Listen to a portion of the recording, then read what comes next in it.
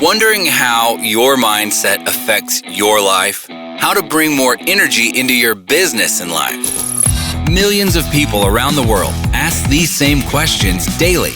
You are in the right place. Learn practices that will help give your life the meaning and success you've been searching for. Welcome to the Charge Podcast, teaching you how to create habits around real goals every day. Practical life advice from those who made it. Here's your host, Gary Wilbers.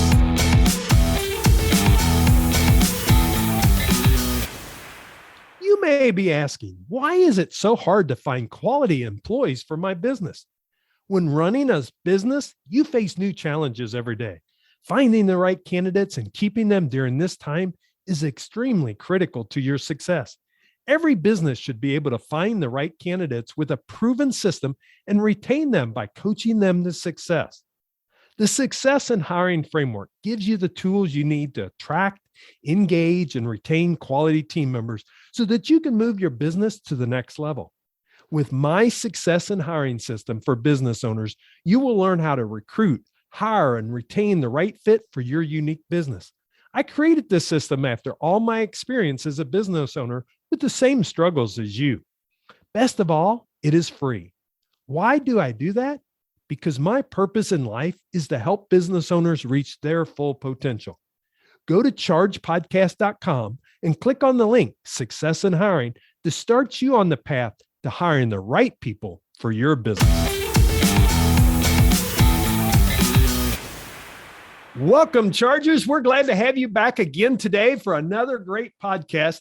Man, I tell you, we've lined up some great guests in second quarter, and today I'm really excited about this topic. But before I give it all away, I'm going to share Amy with you, but she's going to share what problem she's going to solve for our Chargers today. Well, I know many of you are struggling because you don't have enough profit, so we're going to work on building that profit for you today. You see why I'm excited about this podcast? I like profit, and I think most business owners do. So we're going to learn something about that today. But Amy, will you share with us 3 questions that you're going to answer really for our Chargers that will help them gain more profit in their business? Well, why can't your bookkeeper or CPA find out where these hidden profits are? That's a very common question. And then I believe that every business should be sellable every day of the year. Why? And if you're thinking about selling your business now or later, when should you get started preparing the business for sale? Oh, I love those questions. And this is going to be fun to unravel and really figure out. So Chargers, if you're here, stay tuned because there's a lot of great information we're going to have. Amy Rose Herrick is America's profit building specialist. She trains entrepreneurs to build bigger bottom lines, saving them time, money, and money in the process. Amy helps business owners structure the sale of appreciated assets to reduce capital gains taxes or eliminate the capital gains taxes entirely. And she does it legally, morally, and ethically. Amy, it is great to have you on the Charge Podcast. Welcome. Oh, I have been counting off the days until I got a chance to be with you, Gary. This is great. Well, I'm so glad to have you. In profitability, I mean, so many of our business owners struggle in this area. They're kind of in that cycle, that wheel that just keeps going around, and they get to the end of the year and they never have any profit. So I'm really excited to dive into this because I know some of our listeners, this can be really valuable to them. Now, you talked about why can't the bookkeeper or the CPA tell that business owner how and where to increase profitability? I'm curious to see what you mean by that and the kind of insight from you. Well, when you think about the function, their function is to take the numbers and to put the numbers on a piece of paper or in your computer to generate a piece of paper. And it's not their function to delve into the business a little deeper to find out how you're spending the money correctly or incorrectly. It's not their job to teach your staff how to have a bottom line, motivated brain. And so they're doing an excellent job, but it's the job that they're supposed to do. And they're not supposed to be looking to see, hey, do you realize that you are budgeting the cost of your employees incorrectly? There's another layer that you've totally missed. Hey, when you're doing these advertising programs, you are not getting enough sales to justify spending the money here. It's not their job. And so some of the things that I provide help go through every area of the business to find where we can get more profit, not necessarily increasing your sales. And with that, that changes your bottom line. And of course, your bookkeeper and your accountant, they're going to be seeing the bigger bottom line, but it's not their job to create it for you. So does that make a little sense? Oh, definitely makes sense. And I think the challenge is people, they get so busy being busy that we don't look at it. You talked about one in your marketing budget. A lot of people don't look at the ROI that they're getting off of the marketing budget. They just know, okay, we budgeted X amount of percent or so many dollars to it, and we're going to spend it. And then we don't go back to really track some of those metrics. No. And I have a course on that. I've got multiple courses, folks, a little over 3 dozen that are very targeted. And in training entrepreneurs, before you ever sign the contract or engage in a marketing program, we need to know what your ROI is. And if you're not familiar with that term, depends on where you are, that stands for return on investment. Very quick. Doesn't matter how much you spent. If I spent $5,000 on a marketing program, but I only brought 10 people in and I only made $500 profit, not gross sales, profit, I horribly lost money, $4,500 on that. Now, I cannot continue that. But if you can project in advance before you do the program, whether it's going to make money or not, you could have a huge swing on your bottom line. Because what if you did that 10 times a year? That's $45,000 you've lost. You don't get to keep. Right. And if we can change that to where you're doing a marketing program, well, let's say that you made $5,000 off of that. We have now swung your bottom line almost $90,000. Makes a difference. Big difference to their bottom line. And the one thing I think comes out of this, I'm sure you approach that in your course, is you have to ask the right questions, because most marketing reps are there to sell you a product or a service at a price. And a lot of times they love these 12-month agreements, as you talked about, before you sign that contract. And that's the worst thing ever, because if you get in and you've not asked the right questions, then you're in for it. You go at 3 months in, even if you know what the return is, if you're not getting that return, now you're stuck for another 9 months. Exactly. And some of you get into these contracts and 4 days before the ad is due, you're pressed. Oh my gosh, we got to throw something out. And it doesn't mean it's going to make you money. And this is an old term. Some of you may have remembered it. It'll date me a little bit, but with marketing, sometimes in advertising, you'll hear the word TOMA, TOMA, top of mind awareness. I'm going to give you an example of, it's very important to have top of mind. People got to know your name. So, Gary, we haven't talked about this. Can you give me the top 3 vehicles that come to your mind? What makes of vehicles? Ford, Chevy, and Tesla. What type of vehicle do you own? I own a Ford. Okay. But why don't you own the other 2? Haven't decided I needed those yet.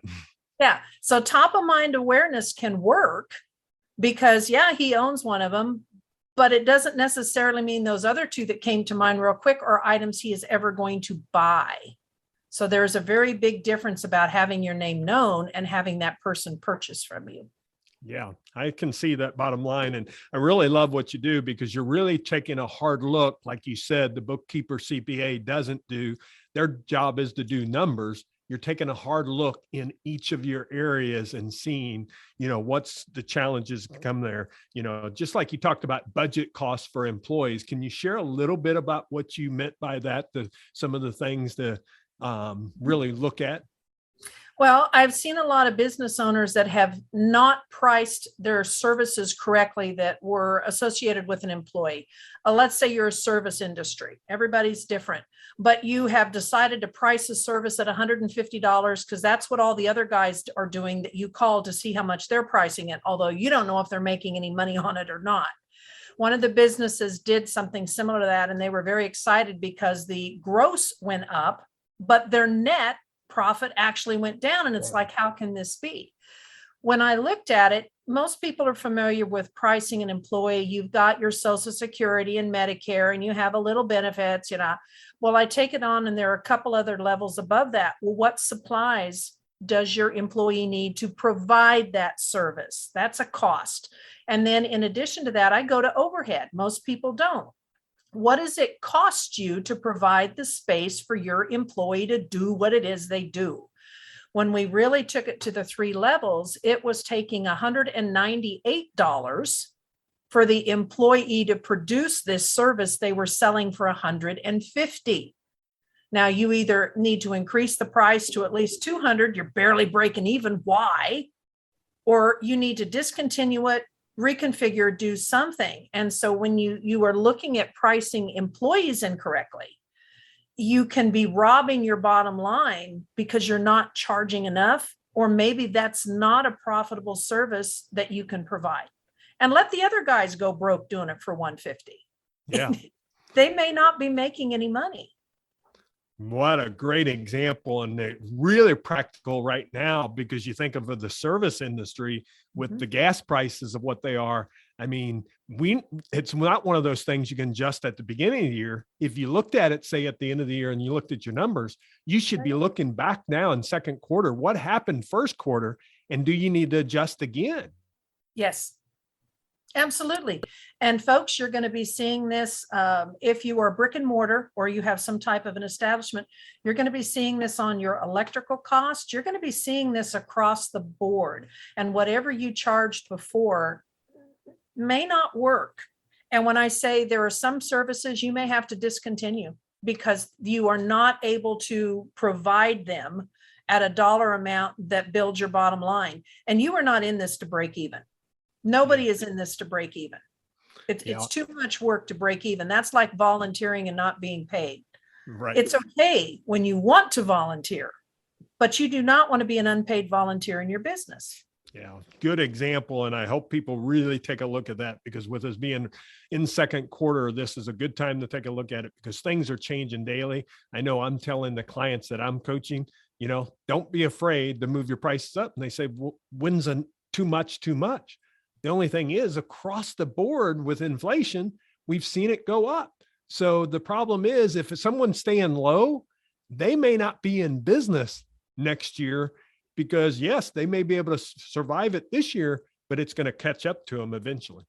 Yeah. And here's a local example. We have a restaurant that's just down the road from me, and they have removed certain high ticket items off of the menu and said, because of the price of them, I cannot make it work. And what I need to charge, nobody is going to pay. So I can't have it in inventory because in a restaurant business, it will rot or it's no good. Yep. I'm going to throw it out. So my solution is to take it out of the options list. I will reintroduce it later, but people understand and say, right now, I just can't do that. Yeah. So you're changing, look at your service offerings. If you're a business where you're buying something, look at those, and you may not carry that inventory, but explain to them why. That's the other thing. I love that that, because then you're explaining to the customer and it makes sense to them, and they'll be very happy with that because, if you only sell 1 or 2 of those and you throw 3 or 4 away, you've really went down the wrong rabbit hole. Yeah. And that, like I said, that was a restaurant, but these concepts, frankly, folks, will apply to any business that you have. It's transferable. And I know some of you listening are going to be serial entrepreneurs. If you learn these concepts and the business that you're in now, and you let that business go, because if you're a serial entrepreneur, that's what you do, you can transfer that knowledge to every business going forward. And so knowledge is something that normally cannot be taken away from you unless you have a brain injury or you pass away.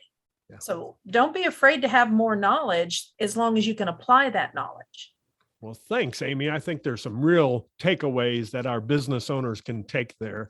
Now, that second one you've talked about is businesses should be sellable every day of the year.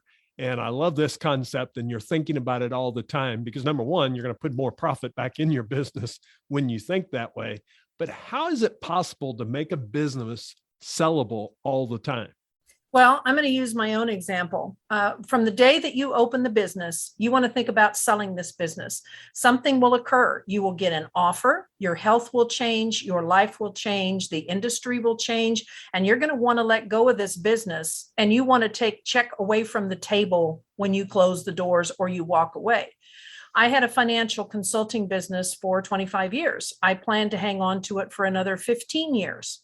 We had a perfect life storm. Within 24 hours, I had 3 things happen that were just jaw dropping. And I took one look at it and said, there is no way I'm going to be able to take care of my clients. I booked an airline ticket, and on the airplane, I said, you know what?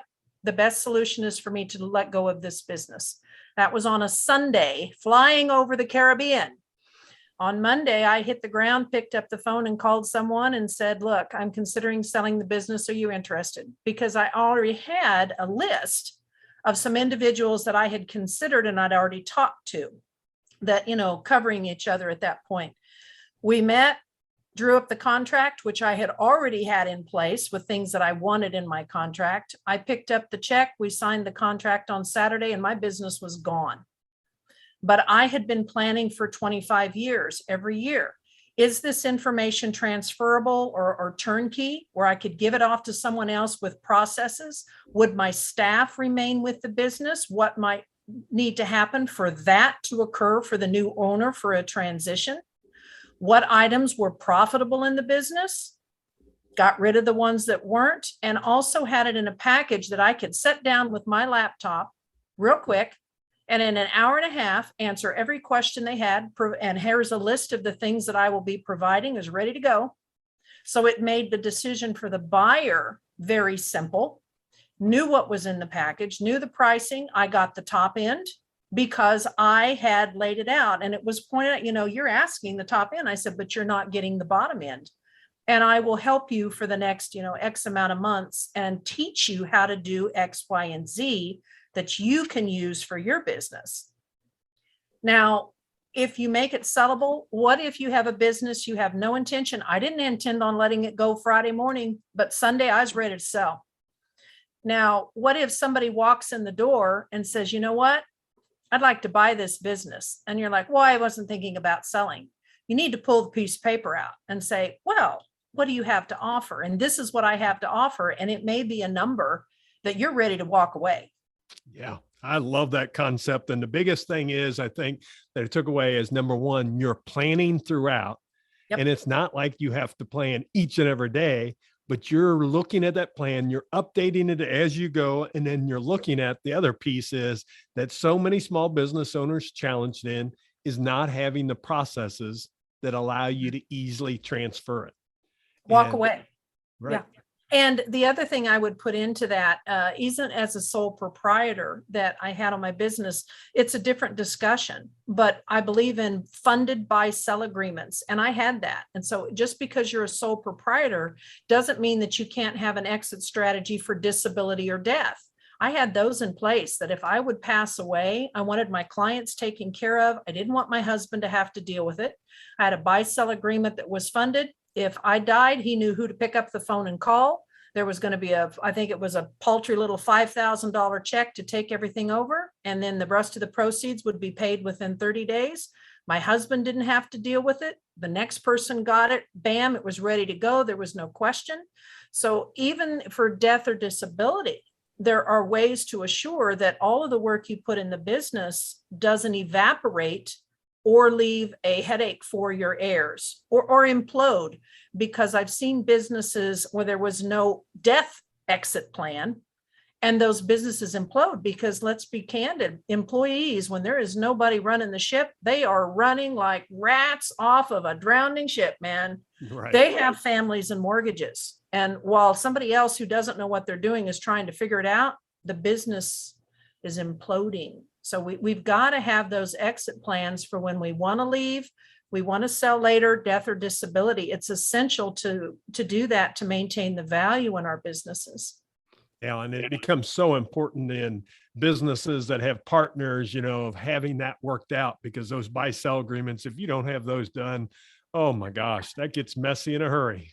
Yeah, any of the listening audience, if you have a partner and your partner has, I don't know, adult children in 4 different states, maybe they are divorced and they have 3 minor age children, how would you like those individuals as your partners? And if you say no or hell no, then we need to do something different. But it's all about planning. It's about setting up. And I think sometimes what would happen here, if I'm listening and I'm that business owner, I've got 1,000 things to do. It's just setting some time aside to do your planning. And part of it could be when you're doing your financial, you're getting your financials together quarterly. You could take a look at it each time, take a chunk each time. And the nice thing we're going to share with you, Amy is going to give us a tool here that you can use. And she's got some ways that you can she's going to help you through this process. So we'll get to that at the end, but know that's available to you. Our third question really kind of ties into this about if we're thinking about selling the business now or later, how do I get started exiting the business and really to be able to put the business up for sale or put out online ads out or engage a broker? When can I be ready for that process? Well, I'm even going to back you up a little bit further. When you were thinking that at some point I'm going to exit from this business, are you planning to pay taxes on the gain in your business? Because that's one exit strategy.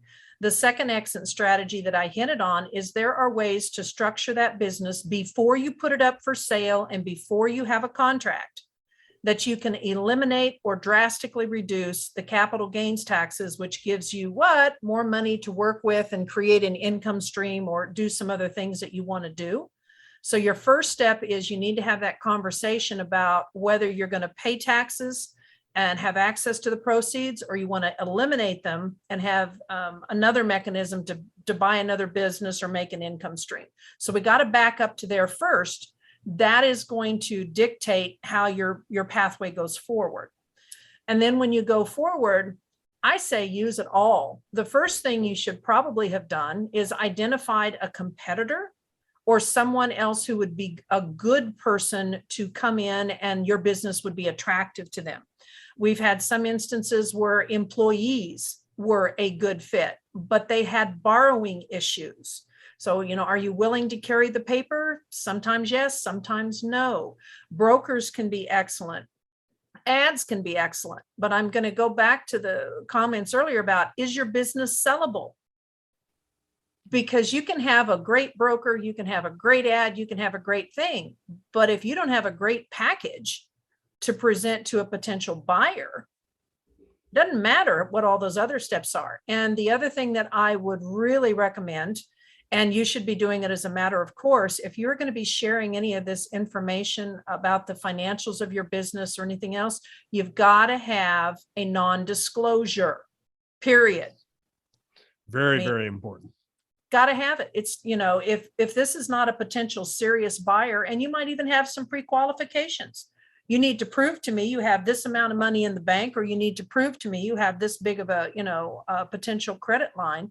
So you don't waste your time on buyers who could not possibly get your business, but now they have information about your business. Yeah, that becomes critical. It's really about planning and how you're going to exit the business. You're really laying that out big time, that it's about thinking about it ahead. Share with me, what do you mean before we've got to go to the recharge round? It always never fails when I get a topic that is really interesting. Our time goes really fast. But reducing that capital gains, structuring and looking at your side of your business in that method. Yeah, well, there's a structure that we can use, and it's one of the tools that we've looked at. Some of you may have never heard of what's called a charitable remainder trust. Let's pretend that I take my business, and if I sell it outright, let's pretend that I'm going to have, I don't know, pick a number, $100,000 in capital gains. Pick a number, $1 million, whatever. I can put the business into a charitable remainder trust. And when I do that, I get a tax deduction for up to the next 5 years. The business, when it is sold, will be no capital gains that are due. And so the full amount of the proceeds are now available in order to reinvest those, whether it be in investment vehicles or putting in another business. And I will get an income stream off of that for a set number of years or my lifetime, maybe with my spouse. So I've provided an income stream. And then at my death, the proceeds would go to a charity. So I can eliminate capital gains, I can reduce my income taxes, I can provide a lifetime income stream. And if I wanted to replace that value of those assets for family, then I take a little bit of the money and I use that to buy a tax-free life insurance policy because I structure the ownership correctly. That's a different topic. And on that, so that I have accomplished all of these things with pre-planning. Now, if I sell the business and I have a signed contract, I have eliminated the opportunity to do that. So when I backed the train up and said, first, I got to know, are you just going to want to pay taxes? Or do you want to go another route that will give you so much more? You won't have as much, you won't have access to the lump sum, or maybe you only put half of the business in there. There's sometimes happy mediums, but you can control the end result, but you can't control the end result if you don't back up the train. And talk to a qualified professionals. You're all unique. You're all different. What will be the right answer for Gary is different than the right answer for me. But you need to talk to some of us professionals that can guide you and help you retain more of that wealth. Quit giving it away. Yeah, the government will be glad to take it. But most of us business owners don't want to give it there. Well, I'm going to give you the government. I'll give you a little perspective. Do you know sometimes when the lottery winners, because let's agree, the lottery winners get a huge amount of money at one time, and you hear all those people cheering in the background, you all think it's their family. I'm telling you, it is the taxing authorities. The state just got a windfall, baby, and you are writing the check. The federal government just got a windfall, baby, and you are writing the check. And if you take it in installments, woohoo, they get it every year. So you realize who's cheering when you are a success. It's usually the taxing authorities. That's a great analogy. Thanks for sharing that. Well, Amy, I hate it. We're going to have to move to the recharge round. But before we do, why don't you share with them? You said you would give our chargers, I think, something very valuable to them that would help them. And we'll have it in show notes so they can access to it at chargepodcast.com. What is that you're willing to give them? Yeah, well, many of you have heard the term low-hanging fruit. You know what that is. It's easy to pick, easy to get to. I have a book that I have put out that I have made available in digital form, which is 7 ways an entrepreneurs can increase your bottom line $10,000 to $100,000 this year. That's the low-hanging fruit, folks. So get that, and it's very short. I believe in short, and when I work with my clients, I can drill this concept and teach you in 15 minutes to 45 minutes. I think the book is about 20 pages. So you can do this. And Gary, you've been so gracious. He's going to put a link to that into the show notes. So it'll be very easy for you to get. Yeah, we'll make it easy for you because we know our chargers are not. We would love them to be sitting there listening to every word that we say, but we know you're active. So as you're being active, just go to chargepodcast.com. Chris will have it in show notes. You'll see the link real easy to click on and be able to receive that. Amy, I can't thank you enough for sharing that with our chargers. Oh, you're very, very welcome. Well, now I've got 2 questions before I let you go that I want to ask you that I ask every guest on my podcast. The first one, you know, our name is Charge, but that's a mantra of mine. Create habits around real goals every day. What habit do you think's led to success in your life? I have always engaged professionals to advance my knowledge base. There is always something you do not know. And I commented on that. You cannot take knowledge away. And that has really propelled me. There were things that they're doing it well. You want to get a mentor or someone to train you who's already mastered it. There's no point floundering for 5 years because you can't figure it out. Oh, what a great one. I appreciate you sharing that. Now, the next one is we all would love to have a do-over. We've all had a few failures and we'd love to have that do-over. What is one do-over you'd like to have in your life?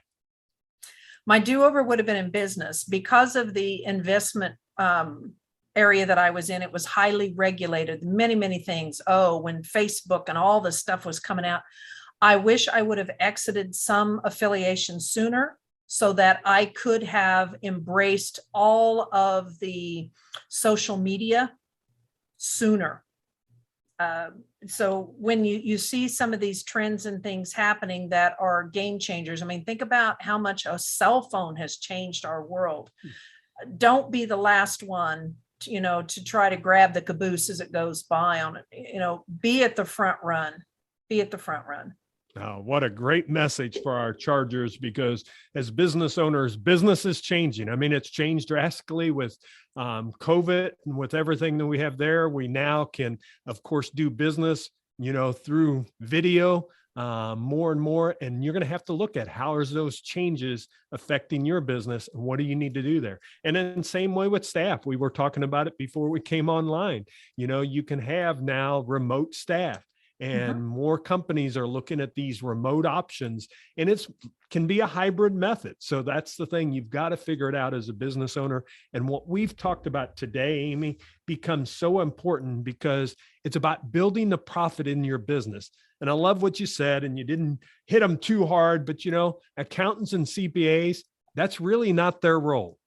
That is not their role. Their role is to take those numbers, because you have to find the ways to do it. And I think one way they can do it is by getting your download and getting started there of thinking, how can I do this myself to really figure out my numbers and know which ways can I look at cutting my cost or increasing in other areas and reducing in others. And that's what Amy teaches. So Amy, I can tell you've got an educator heart that you're willing to share. And I can't thank you enough for being on the Charge podcast.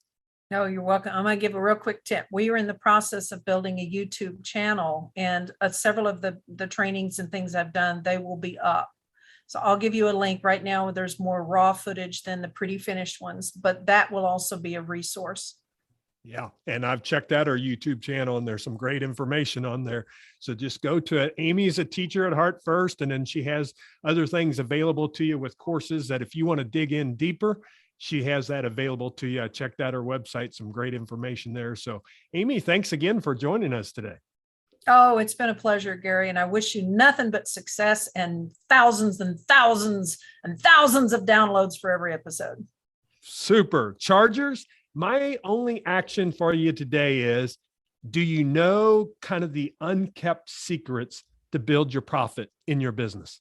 I'm going to challenge you to really dig into this area, because we're all being challenged with inflation, with rising costs, with all those things that's going in our business right now. And if you don't know those, it's going to challenge your business. You're going to get to the end of the year this year. And if you wait to that time, you're going to be very disappointed, because for a lot of businesses, last couple of years have been very good, but you're going to have to be proactive in that message today. So first thing I would do is tell you, go to chargepodcast.com and download the 7-way entrepreneurs can increase their profits by $10,000 to $100,000 this year. So Amy can help you in that process. Chargers, I'll see you back here next week, same time with another great guest. Make it a great day.